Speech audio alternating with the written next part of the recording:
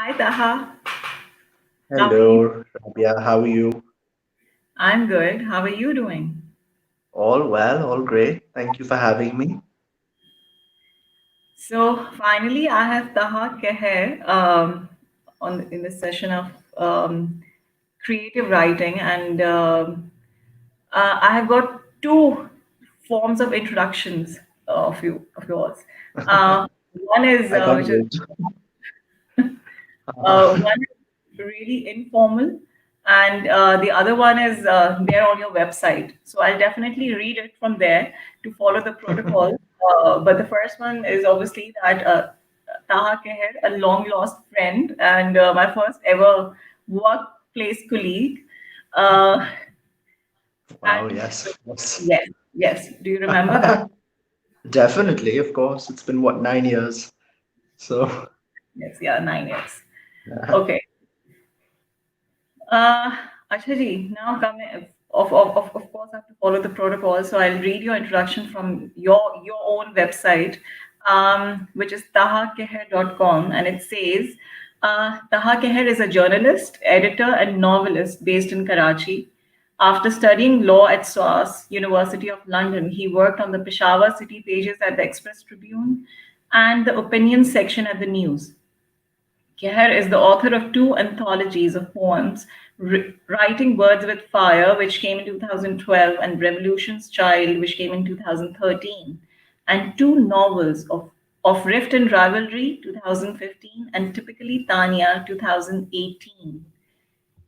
And the list doesn't end here. We'll come to that. Um, Yeah. And yeah. okay. So, big achievements, I must say. How do you feel? What do you have to say? How would you introduce yourself if I would ask you? These are very big achievements when you hear someone else say them. For me, these were just things that I did, stories that I wrote. Um, Two became novels, and I don't even acknowledge the poetry collections, to be honest, because I dabbled in poetry when I was in my early teens. And at that point, I was working with poetry, I was working with short stories, and I was working with a novel, an idea of a novel that became my first novel of Rift and Rivalry. And I just felt that the novel was my forte, and I was a terrible poet. So I just let that go. I don't even acknowledge that anymore. So So, your first publication was poetry based, and yes, that was writing words with fire. So, yes. actually, before coming to that, because I would really like to have a proper description of your first poetry.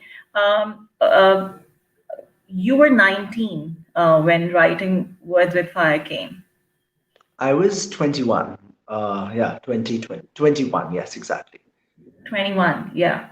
Yeah. So at such a young age, and exploring this whole landscape of creativity in terms of writing, how was it? So the poems that went into writing Words with Fire were written, they were just scribbled into a notebook for many, many years. And I just kept polishing them over time. And as I mentioned, I wasn't a very good poet. And maybe you can call me a failed poet. I don't think that I thought much about the essence of poetry. I didn't know much about poetry, but what I was doing at that point was just fiddling with form, just trying to find a creative voice that suited me. So, as I said, dabbling in poetry gave me that latitude. It gave me something to do because when you're younger, you're caught up with so many other things in life. You want to go off to university. Obviously, I was 19 at the time, and I had so many other considerations at that point. So, yes, I began working on a novel very early on, but I still had this uncertainty. I didn't know if if I would end up writing poetry, if I would focus on short stories, if I would focus on the novel.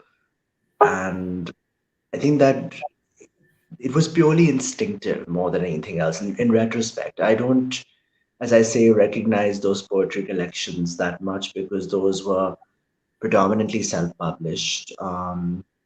They were just a way of sort of putting something out there and seeing a response. It was the novels actually that I felt more connected to because they gave me an opportunity to work with publishers who knew what they were doing, who had insights to offer, and I think that was the point where my skills were sharpened as a writer. Yeah. So, what particular experiences did you put down as part of your first novel? Because obviously we see that writers are shaped from their experiences, from their brought up from. So the first novel is always considered to be the autobiographical one. In my case, it was rather bizarre because nothing that happened in the first novel of Rift and Rivalry happened to me. It was somewhat, as I said, very bizarre, very unusual.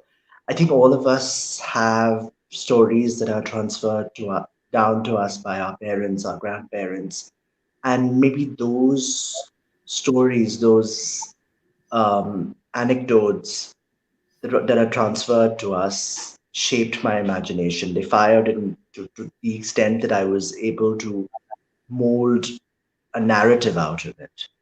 And that is what the first novel was all about. It was a partition novel. It began in 2003, oddly enough, and it was told through a series of flashbacks going back to 1947, 46, 47. There was a period that dealt with the 60s, the 70s, the 80s. And I think it was my attempt at writing an epic. I don't think it was something I was equipped to do at the time, but I was just wading in that sea of uncertainty at that point. I was trying to find a creative voice. And I think all of us have a partition story in us. So it feels like the starting point to any writing because so many, when I was growing up, so many books that I read were about partition and people's experiences with it, whether it was women, whether it was people who were caught in the riots, were killed in the riots. Um, all of that molded my understanding of partition. And I wanted to write my own partition narrative, and my family was not heavily impacted by it because they were in Karachi, in Sindh for the most part. So they were pretty much stationary. Their lives were affected to some degree, but not to that great of a degree. So um, my approach was very different. That's why I tried to use different flashbacks. As far as experiences were concerned, I don't think, as I said, any personal experiences went into the first novel. However, it was the second novel, I think, typically Tanya, that allowed me to draw upon personal experiences because it was more contemporary. It was somewhat shaped by my own experiences in the media. And I think that was the novel that I could say is semi autobiographical, even though I don't like to admit it, but I'm just telling you. Okay. So, what are the themes you are looking at in typically Tanya? So typically, Tanya is the story of a journalist named Tanya Shaukat. She lives in Karachi. She's relatively more privileged than most of her friends, most of the people she knows in the media. And the story is essentially about her life in Karachi. It's set against the backdrop of the Uri attacks that took place in September 2016. It was set against the backdrop of the Kashmir tension, the Panama leaks. That is just the superstructure of whatever that world is that Tanya inhabits. But it's also a story of her vulnerability. It's a story of um, the experiences she goes through, her friendships, her challenges. She also is an empath, as many people miss out on that fact because she seems very insensitive, but she's actually an empath. When her friends need her, she's on the phone with them constantly. And she's so frustrated with them. But one thing that I did want to explore through this narrative is um, the story of a woman who's in her 20s, who's reckoning with that reality in a maddeningly chaotic city like Karachi, where she is considered the weaker vessel, the weaker sex in many ways because she's a woman. She's still braving through that. She's soldiering on, making life happen for her in her own way, on her own terms. But at the end of the day, I mean, I'm not going to give anything away. She actually is the one who suffers the most. Her life remains static, whereas the people around her who feed off of her energy, who actually who she ends up helping, they are the ones who progress, whereas she's the one who remains where she is. And I think those were the main themes I wanted to look at, the personal and the political. That's something that I've always, the connect between the two is something that has always interested me. Yeah.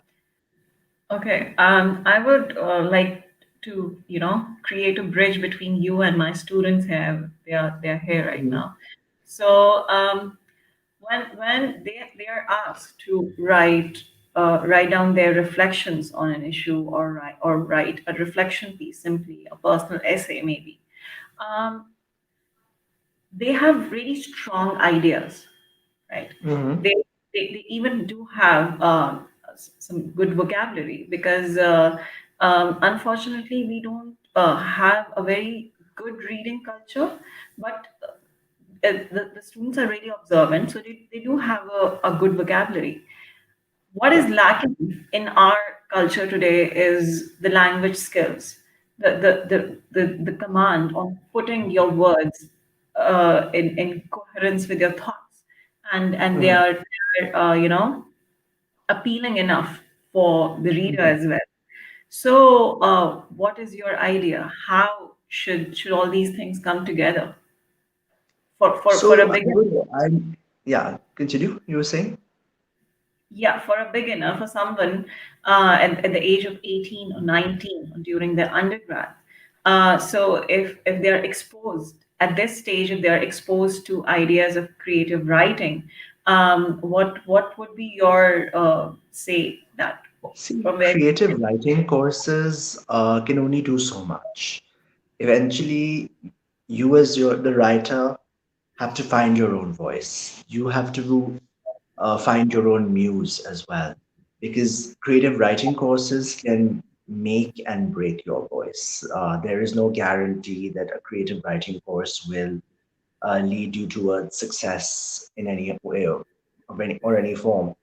Every book, every story you write, every single word that you write teaches you something about the craft. And I think Margaret Atwood was the one who says, just keep writing every single day. You have to be a writer, then there's no other way of doing it but writing. So while the cliched advice that people give is किताबें पढ़ा करो, किताबें पढ़ो क्योंकि वहां से vocabulary मिलती है आपको और ये मिलता है और वो मिलता है. बट हकीकत तो ये है कि you need to formulate your ideas not every single day. I mean, I'll be very honest, I don't write every day. In fact, I call myself a writer only when I'm writing. Otherwise, I'm just Taha Kehar, ordinary guy. But if you write every single day, you will fail at it. You will keep getting better at it. You will fail, as to quote Margaret Atwood, you'll fail better at it. So it's important to get into a routine of writing, whether it's writing once a month, whether it's writing every day. I think it's important to keep putting yourself through tests and keep exposing yourself to people who are writing as well, because you learn from different people.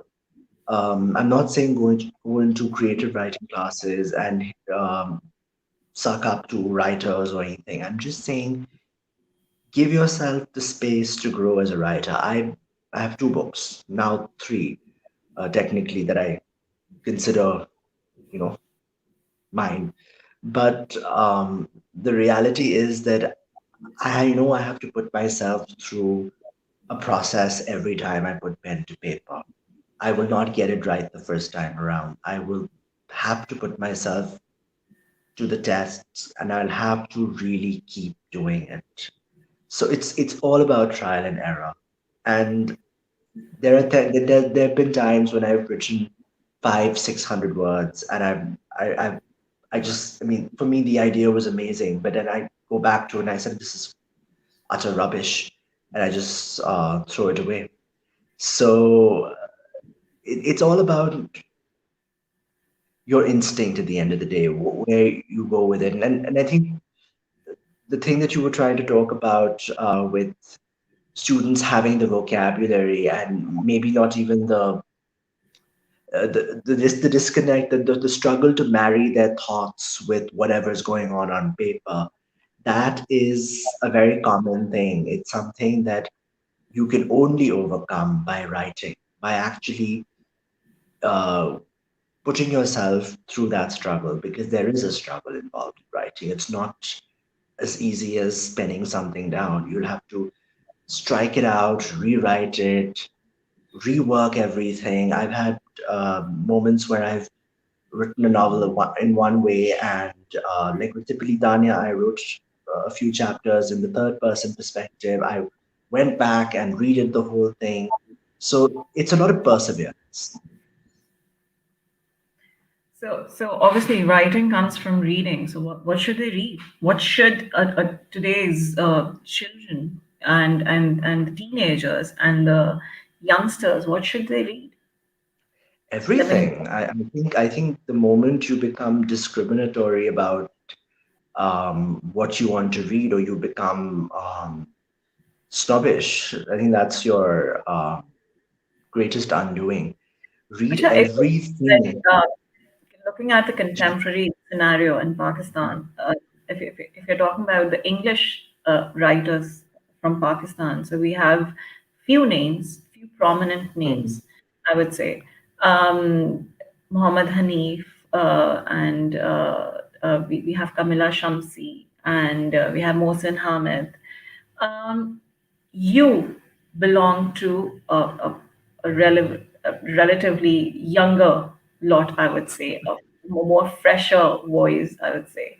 So, I'm not going to say is that it? their voices are not fresh. That would be wrong. I said relatively. I said relatively. Okay. There's a particular context, obviously, which you are bringing in. Um, All right. is it a struggle? Is it something which is an encouraging aspect in the context of Pakistan? So, how would you define it? Is it a struggle in terms of getting recognition, or is it a struggle in terms of? As an English writer, because we do have really few names, really few prominent names. So, why is it so? Why only Well, I Muhammad think Hanif it has and something to do with the fact that our publishing industry is not very strong. We haven't gained the kind of incentives that Indian publishers gained 20 to 30 years ago. And there is a reason why our publishing industry is not doing as well. We have publishers cropping up, but fiction is not the priority. And I think many people in Pakistan decide to self publish. And that too is their undoing, because self publishing comes with a lot of responsibility in terms of marketing. So there are lots of writers, but very few people make it to the top. And not, there are lots of people who keep writing. And I think I don't believe in being part of the top five or the top six. See, my job is to tell a story, and this is sort of linked with whatever you were mentioning earlier about what they should read. I think many readers tend to dismiss Pakistani writing, because Pakistani writing for them is not. I hate to say it like this, but many people suffer from a colonial hangover, so they don't seem to find what they want, like a purely classical English style in Pakistani writing, because there's experimentation. Plus, it's very close to home. So you will disagree with everything that a Pakistani writer has written. So I believe that it's important to read all Pakistani writers. Like, I'll be very honest, I rejoice when I come across a new Pakistani book or a book that I think is something worth reading. I lap it up. It's something that I enjoy writing about writers too. So it's important to keep reading whatever you can. The moment you discriminate, you lose sight of your own craft. And as far as the struggle goes, it's important to know your craft. It's important to keep putting yourself through tests as a writer also, because your first novel will not get you the Booker. Maybe your fifth novel will not get you the Booker. Maybe your 10th novel will. But it's a journey. Every book is an experience in itself. Every book is different from the other. That's why you'll have lots of people saying that, okay, the first Harry Potter book was amazing, but what happened right at the end, or vice versa. But writing is a journey, and I think we have to remember that there are pitfalls and pressures along the way, and we just need to keep at it. Yeah. Okay. There are students who are commenting, and Yeah, I can see one says, I suffer very from this. insightful comments. Yeah, I suffer from this strange block all the time. I have ideas, I want to pen them down, but it's just all blank, and I don't know how to overcome that. Maybe because of lesser reading. What do you can't Not judge? really. I always tell people that this is something all of us go through. There are these brilliant things that are in our mind, and we say, okay, these are brilliant stories. But when we come down to writing it, as they say, kuch phika reh jata hai. Something just doesn't make any sense at that point in time. So I always do one thing. I make a note of everything that comes to mind that is interesting to me. And I said, I'm going to revisit this when the time is right. See, every story you write has its own kismet, its own takdeer. And when you approach it like that, you know that one day you will write the story you want to write. Maybe today is not the day to write it. Maybe 5 years down the line, maybe 2 years down the line, maybe the very last book was in fact the very first book you wanted to write. So it's important to keep all those gems and ideas to yourself because sometimes stories are not ready and sometimes they need work. And as writers, we should be happy to put that work in. But we also have to be extremely patient because a novel is what, 50,000, 60,000 words, 70,000 if you're J.K. Rowling and churning out your fourth or fifth Harry Potter book. It's then 100,000 words, and that's not easy to churn out in a week or a day. But I think to your student, I would advise that maybe note everything down, anything that she wants to write or he wants to write. It should be jotted down in points and just kept somewhere. So, Okay, how important is it to have particular experiences in life in order to write something, in order to produce, in order to be creative? Um, Many people they don't. okay. Did you get my question? Yes, yes, yeah, I understand. So I want to answer it on a superficial level. Yeah, continue. I think my question is incomplete because you have a particular background from coming from the interior Sindh. You know, your family has those roots, and then living in Karachi, having a particular brought up, going to a certain, acquiring certain education and having a particular networking. So, that you have a particular exposure to the society, to the issues of the society, to the people living, I mean, the diversity of people living in your surrounding in this city. So obviously, it had an influence, as you just said. You already shared that. Many people they're not able to identify those influences, and they're not able to express. then the expression becomes weaker. Or that so how to identify those influences, how you were able to identify those influences? Okay, so I'll answer this on a superficial level and on a more deeper level. So, particular experiences, like, let me put it very simply. If you live in a city, you are aware of the layout of the city. You know every back street. Chappa chappa आप जानते हो उस शहर का. So you can obviously, if you're setting a story in Empress Market, the current Empress Market, not the old Empress Market, with everything that has been changed there, and you have a character who is walking around. So she will or he will see all of those things around her or him. And yes, that is important because that helps you add detail. Your setting is so fundamental to a story. But on a deeper level, when you talk about experiences, like my first novel, I deal with. Um, I was not there for the partition. Obviously, I was, I escaped it on a technicality because I was born years later. But the fact is that the experiences that my characters went through at that point in time, even though they were told in flashback, they had to be understood. They had to be meaningful. They had to be. I had to connect with them on a deeper level. So in that sense, you don't necessarily have to go through those experiences, but I do feel that you have to have that sense of empathy.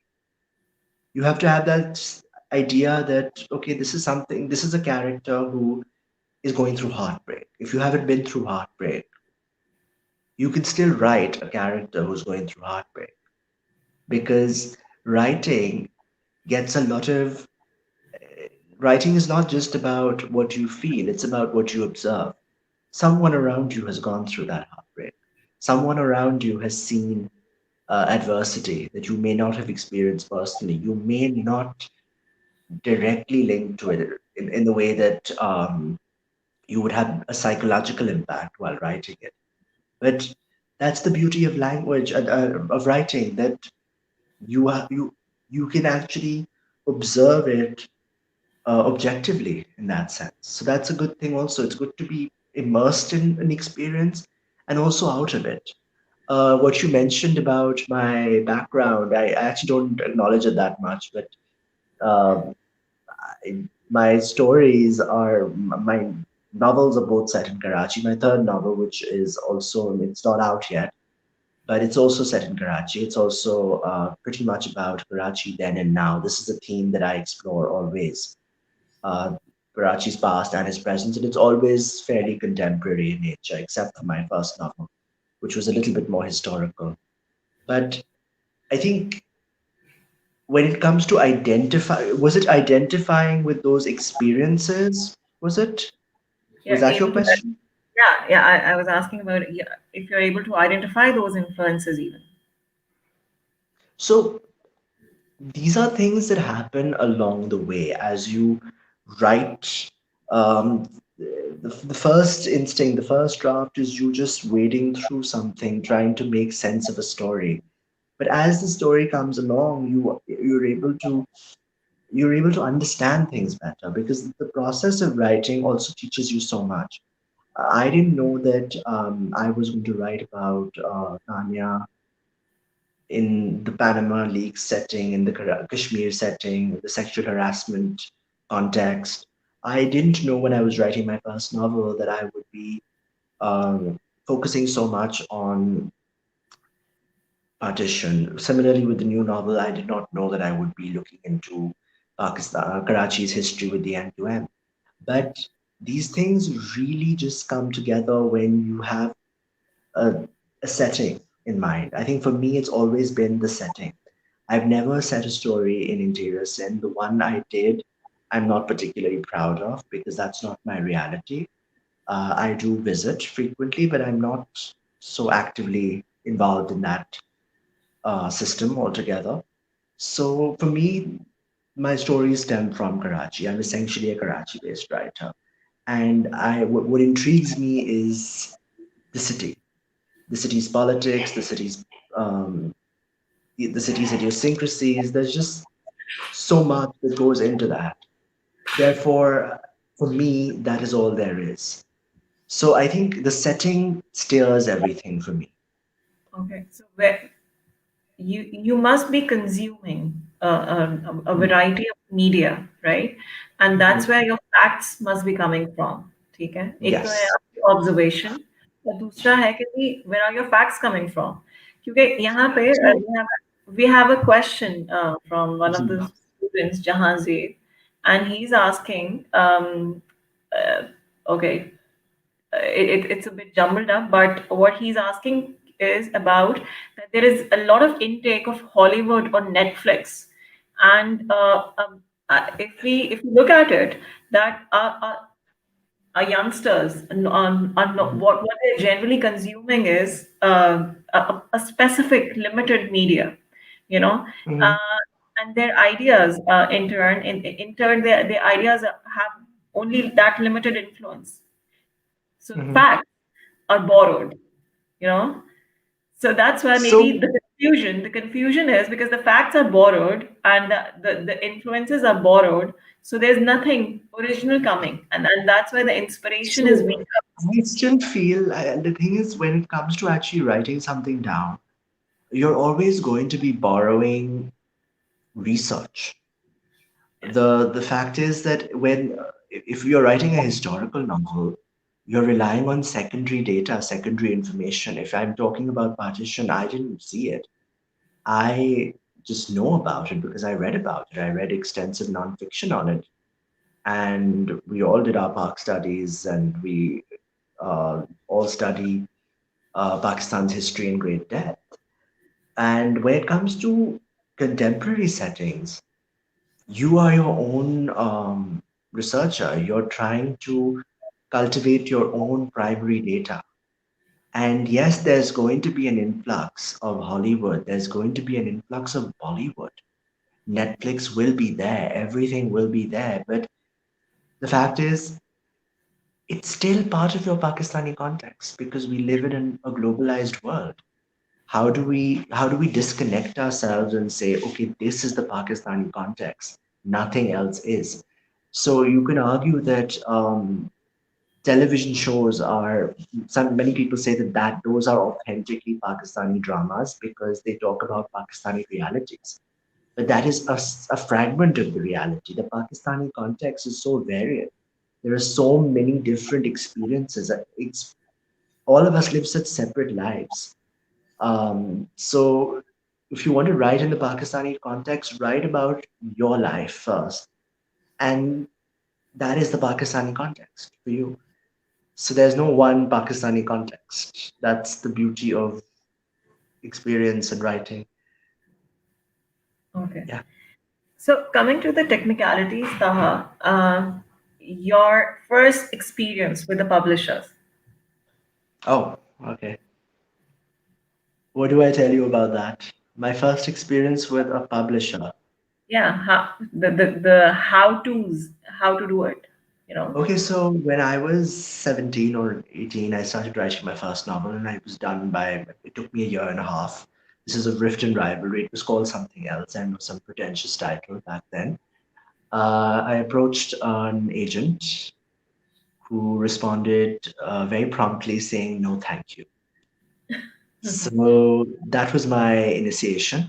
And I said, okay, thank you very much for that no, thank you. But I remember that no, thank you. And it's colored my perceptions of all interactions I have with publishers. I don't. I'm very careful about how I approach publishers. I know that this publisher will be looking for something I'm doing, or this publisher will not be looking. That requires research. I believe what they write on their websites um, are like, okay, give us a sample 3 chapters and a detailed synopsis.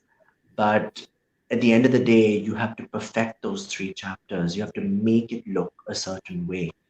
And publishing abroad and even in Pakistan is very challenging. But that doesn't mean we get discouraged. We have to keep writing. If you aren't able to if you aren't able to publish your novel, it's okay. Set it aside for a few weeks, a few months, a few years. Write something else, do something else, revisit that novel later. I think it's important to remember that writing and publishing are so separate that one is not a reflection on the other. And it's also silly to remain in a fool's paradise and think that, okay, I'll just keep writing and inshallah, I'll find a publisher very easily. It's not like that.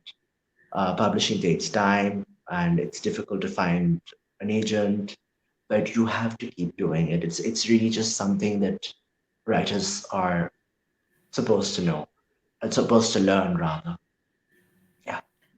So, for anybody who is really interested in sending their proposals to the Mhm. publishers, what currently what is your observation? What are the publishers really looking forward to? What So kind I think of expert? publishing is a business.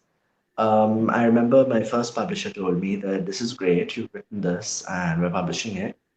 Why don't you work on a short story collection? And these days, everyone is reading about terrorism and migration. And I know precious little about terrorism, and the only migration I've ever done is moving to university and back, which was a rather more privileged experience of migration. So I feel publishers in the West probably have these tendencies. I don't want to generalize and say these are the themes they're looking for, but I think the Indian market was somewhat more open to different ideas and different themes. They wanted different genres, um, different things coming out of Pakistan because I think that's the essence of it. Not everyone is writing about terrorism and migration. People are writing about life in a city like Karachi. People are writing fantasy. People are writing mystery.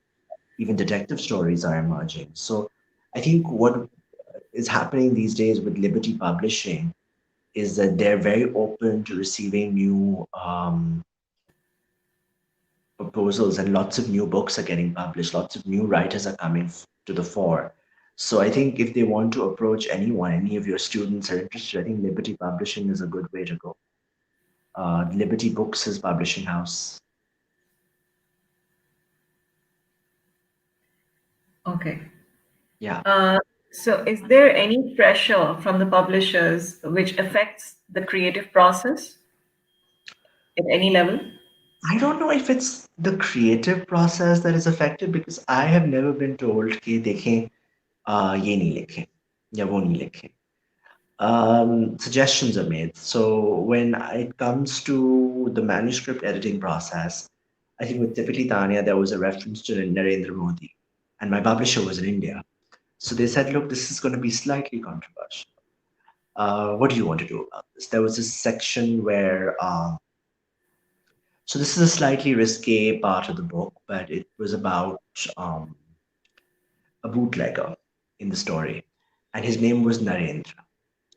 Now, that in itself was a bit controversial for the Indian market, but all they suggested was, what do you want to do about it? And I just um, toned it down a little. The sting in that comment was still there, but I just toned it down.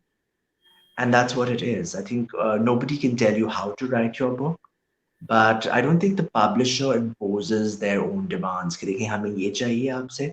Yes, maybe in terms of marketing, maybe they'll say, please don't give us short story collections because they're difficult to sell, or don't send us poetry, send us a novel, or something like that. But I don't think anyone has ever told me ये लिखें और ऐसी लिखें, वरना कुछ नहीं. Actually, I'm taking one comment from Mr. Fazli Azim, and because we were discussing a similar idea, so he's referring to the entertainment industry. And movies and dramas tend to rely on stereotypical and safe genres that advertisers feel comfortable to sponsor. Do you see this? This is a reason why a radically different show like Churels caused such a stir in terms of censorship, or do you think this is rent-seeking behavior and existing players protecting their territory? I can't really comment on Jurel's to a great extent, but I do believe that the controversy that was created, because it was a different narrative, and I think it was a kind of narrative that we are not used to hearing. So when there's something new that comes out, there is a moral brigade that emerges and says something negative, or it says that our moral, this goes against questions of morality, this goes against our ethics. So it happened with me. I hate saying this so openly, but with typically Tanya, her conduct was not exactly very proper in that sense, that she was not particularly she was very mupart. She would say whatever she wanted to say.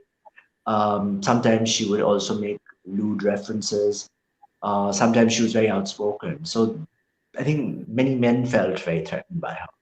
So they said, "Oh, but she's not moral enough. She's not this enough or that enough."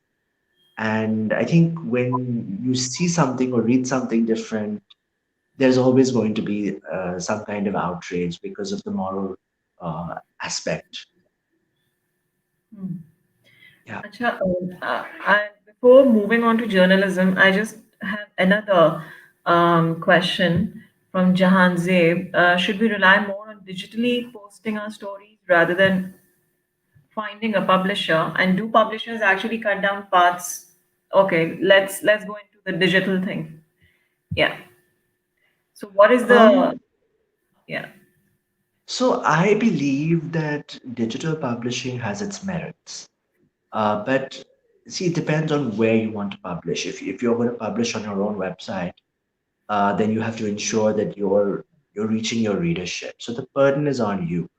The onus is on you to ensure that it gets to the desired audience. If you approach a digital journal with short stories and they're publishing it, great, they'll have their own audience. So that works out for you. But if you're publishing on Amazon or any other ebook creating platform or something, I think then you're also limiting your audience because see the thing with books and publishing is that eventually you have to market them to reach the audience that they are meant for. So I think it's not bad to approach a publisher because publishers can get you help you reach a wider audience. As for the cut, I was reading the message as it was coming. Publishers don't cut out large chunks. If they have to, they'll let you know that this is a problem, and they don't cut it out. They don't strike it out. They let you work on it and figure it out, and then it's see, editing is also collaborative. It's the writer's opinion and the editor's opinion, and you do it jointly. That is the protocol across the world. So Okay, yeah. so should I move on to Taha as a journalist? Should I Okay. start? All right. Start from there now. Definitely. Yeah, Alina का एक comment है, but my question would be a bit different. But let's read it out. Just wanted to know one thing: being an author and journalist, do you think it's difficult or unsafe profession sometimes, and you are bound to write about only those topics that you know will not. अच्छा जी, so controversial topics paper or related to Okay, so politics the thing is, community. when I had the advantage because I mean I when I do any form of journalism, I do it these days. I just work with literary criticism and the occasional political piece, and my focus remains on the print aspect.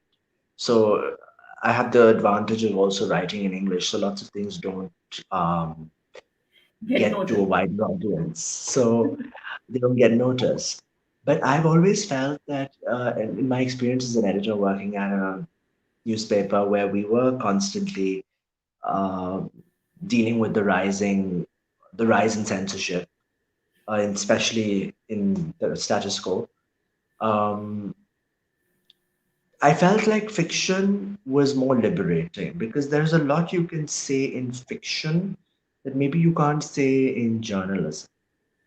So there are some aspects of writing a novel where you can throw in themes, you can imply things, and they're not as unabashedly there than what it would be in a journalistic piece. So I think fiction is like a disguise in many ways. So even in if journalism is unsafe, you have the advantage of having fiction as a safety net. So that's one thing too. Okay. Fahad wants to know, how can you overcome a reader's and a writer's block, especially within journalism? Um, I don't quite understand reader's block, but Yeah. as far as writer's block is concerned, within journalism, we work under deadlines. So I know that tomorrow I have to do a piece. I have a deadline for the 18th, which I'm And practically actually, done with. actually, the deadline is helpful to The get rid of deadline the is helpful. I have a deadline for the 18th, a deadline for the 15th. I have a yeah, deadline for tomorrow. So yeah, I'm working along those lines and I plan my life accordingly. And I say, you know what? In the next 3 hours, something has to be written. yeah, exactly. So that is the most important thing. It's like a ticking clock. It's there. It's an alarm clock. Yeah. I mean, Rabia, you would also know because you also did do some For writing in journalism. So me, the deadline actually lifts up the block. So, basically, yeah, basically. yeah. Okay. Okay, now coming back to the technical part of doing journalism. Um, we have we have really good personal essays from journalists. We have news features. We have columns, opinion pieces, which you have done for Tribune as well. So, what is the margin of creativity, and especially when in today's multimedia journalism, because the print is gradually, taking its side, and we have all the digital platforms for today's reader to consume journalism. So the margin of creativity has enhanced much, but where does the creative writer stands today in this whole multimedia scenario? I think the writer or the journalist has to be a jack of all trades. And I know that's something I'm not. So I work primarily in with words. I struggle with videos. I'm running over to my brother to help me with videos or something like that. But you need to know how to first write your story, edit your story, because we're moving slowly towards a world where there's going to be some kind of symbiosis between the electronic media, the digital media, and the print media. Because print, even though it's uh, fading away, it's still there. I've been hearing this throughout my life, and I worked at a print paper. Hmm. I worked in print for so many years, and I to this day write for print. I don't write for digital forums. So it's still there. But I believe there's going to be a sort of a synergy of some kind that we will have to be okay with. And future journalists will have to know how to edit, will have to know how to write, will have to know how to make packages for television, will have to know how to put things out there on the digital forum. And it would all have to happen within a matter of minutes, maybe even less than an hour. I would like to So I add think, yeah, Yeah, I would like to add something over here, because when we were studying, so we had this notion that those coming from the background of journalism Rabi, I can't hear you, and your video has frozen.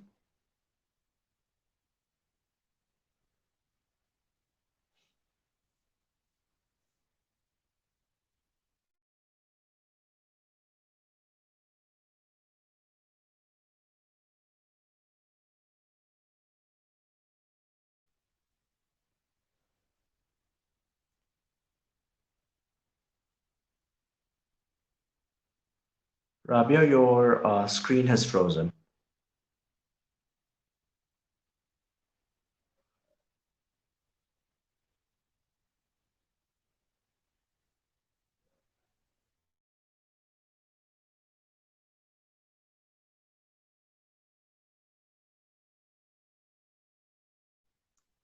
I guess we'll wait for Rabia to join. Um, I don't know if I can see the questions, but I could make an attempt. If any of you have any questions, uh, that would be great. So yeah, we can just wait for her.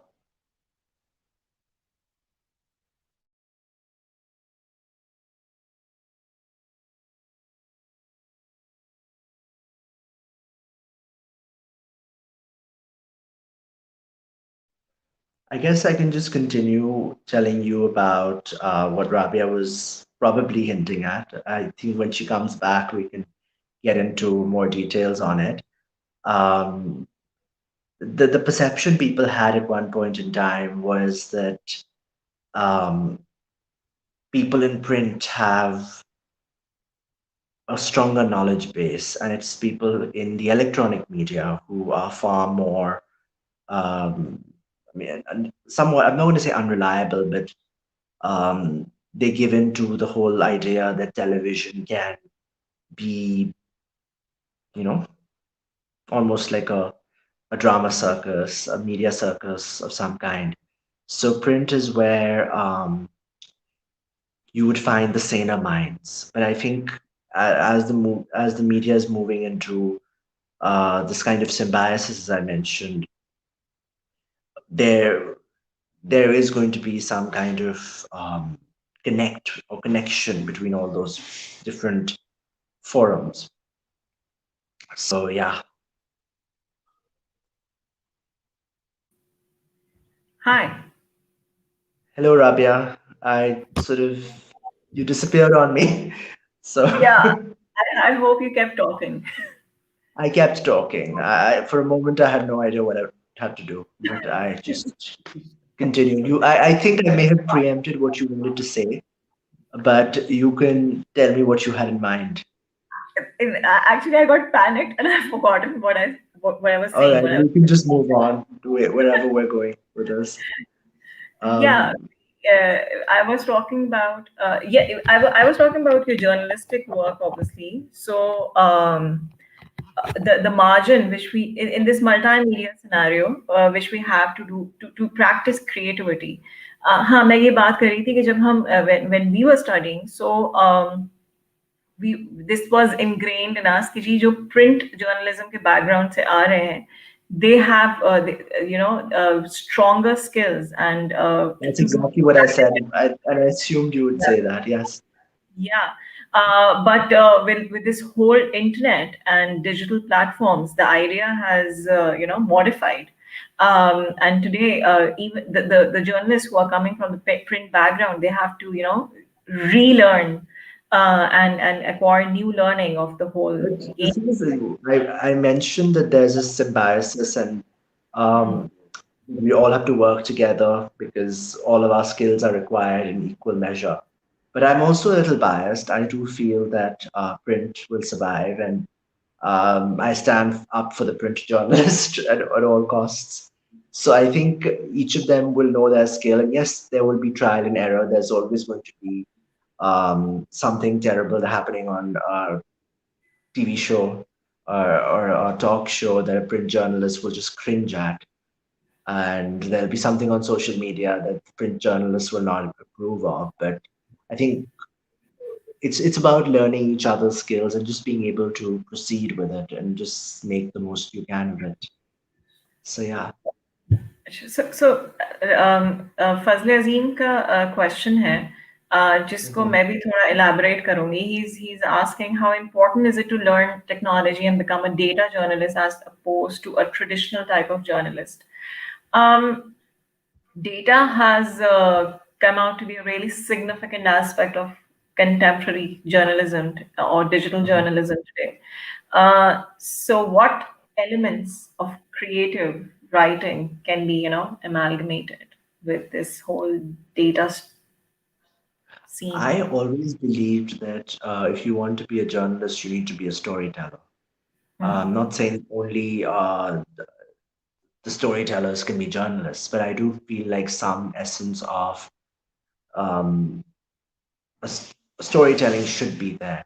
So yes, it's very important to know tech. It's very important. I mean, we're sitting here on a YouTube a YouTube video. We're also doing Facebook Live. We're doing all these great things, and it wouldn't have been possible without technology. And I do feel that journalists need to have that exposure. And as when I was working on the Peshawar City pages, that's how we got hold of information. Sometimes people were sending us pictures, people were sending us videos, people were sending us screenshots that they'd gotten of certain things, pictures. And without that, I don't think we'd be able to survive as journalists. And it's still instantaneous because even if you're working in a print edition, you still, as the editor of a print edition, you will still be obliged to give a web edition the story before you take it on your paper. And even if your story is radically different from the one that goes on the website, it's still something that requires instantaneous contact. You need pictures, you need videos, you need all of that. And again, it goes back to the elements of storytelling, plot. How do you construct a story if you don't know all aspects of it? Storytelling is steered by curiosity. So journalism also builds on the idea of curiosity. You can't just ask five questions and have your story. You need to keep asking different kinds of questions to get to that point. And I believe I completely agree with the question because you need tech, and further to what you said, you need elements of storytelling too. What is the level of research which a creative writer should go through? Level of research. Okay. Um, I don't know. I honestly, every single thing you write will require different forms of research. So just recently, I wrote a story about an incident that happened in 2002, and it was heavily relying on those facts. I obviously changed them around, but I had to do research on that.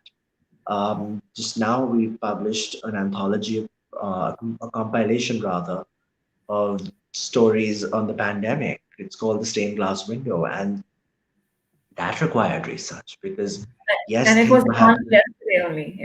It was launched. It had a virtual launch and it was launched Yes, yesterday. it's right here. This is shameless promotion, but it's right here.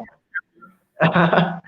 So basically, that also required research, even though I was doing it right in front of me. It was all happening right in front of me.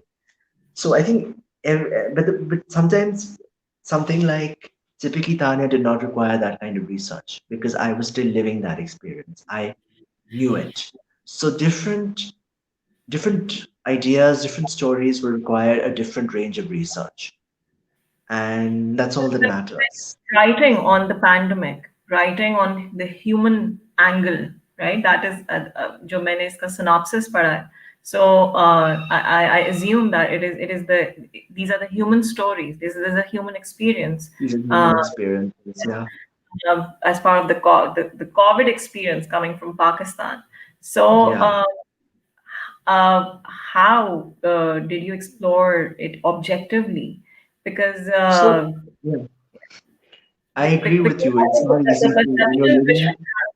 because I think we're living with perceptions and notions as part of this whole COVID experience right now.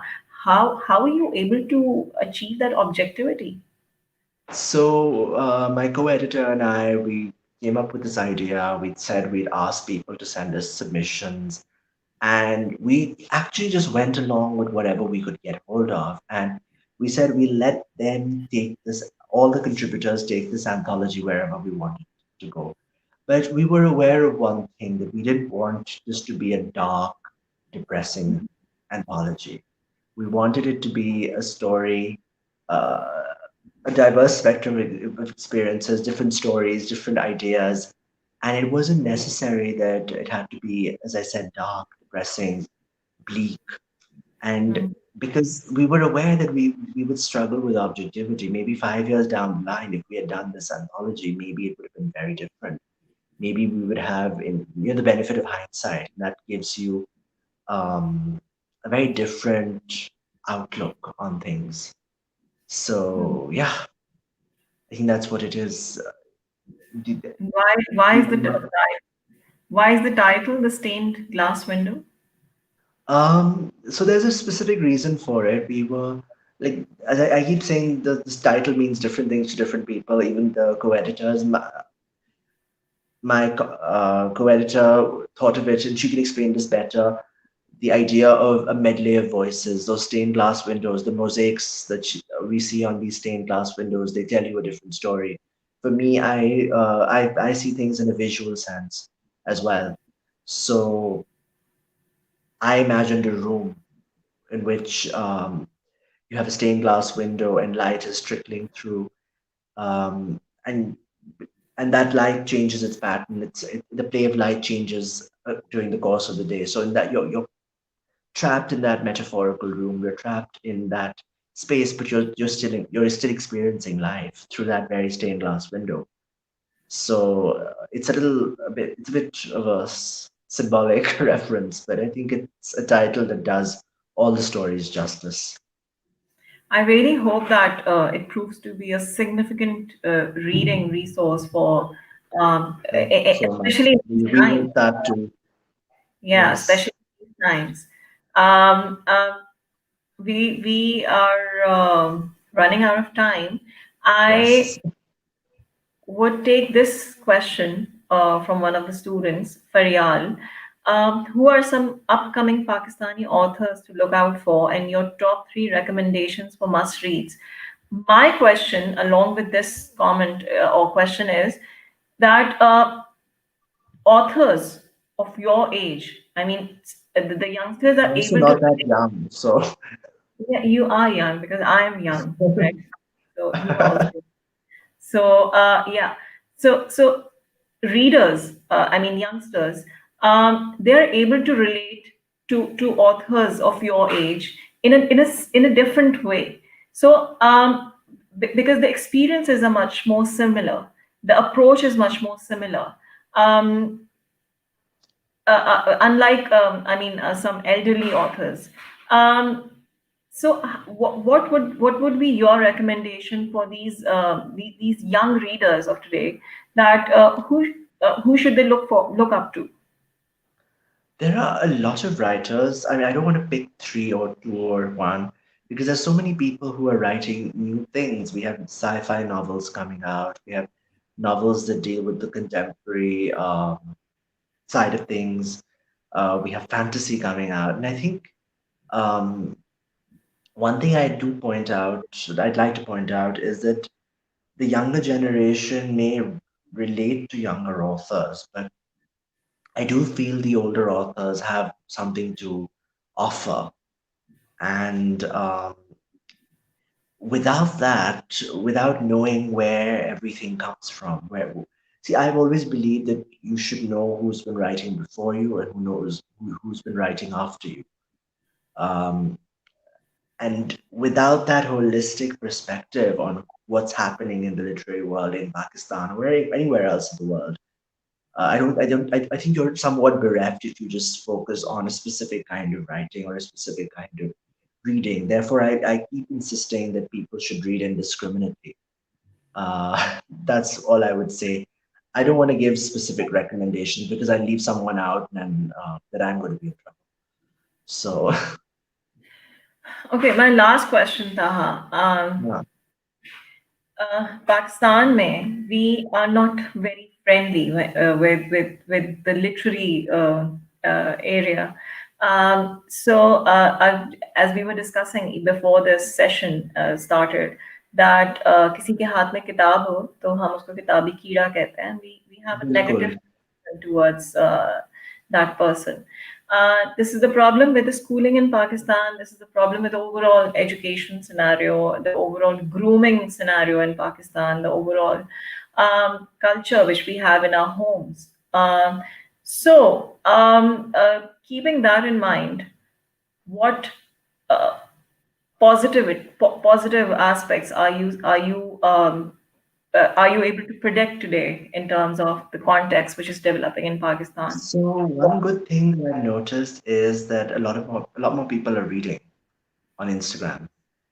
Um, yes, many of them are beginners. Many of them may not have the same holistic approach to reading. Maybe their reading may be somewhat entry level. I hate to use that word like that, but that's what it is.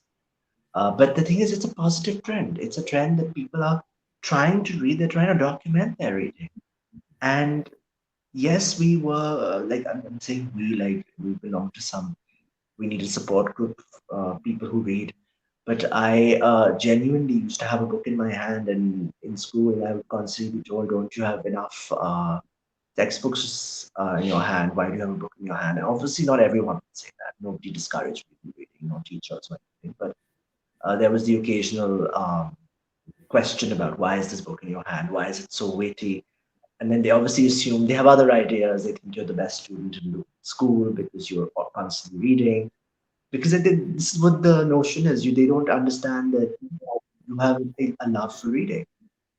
So I think the positive trend I've noticed, in addition to Instagram, is that people are also writing about books that are coming out these days. People are curious. People are reading on their e-readers. People are interested in getting hold of ARCs, advanced review copies, and that's a good thing because that means people are interested in reading. And I think the question that I got asked a few days ago was about, has the pandemic started this? Has the pandemic gotten people to read? I mean, no, people have been reading for a while. It's just that people have more time to talk about it.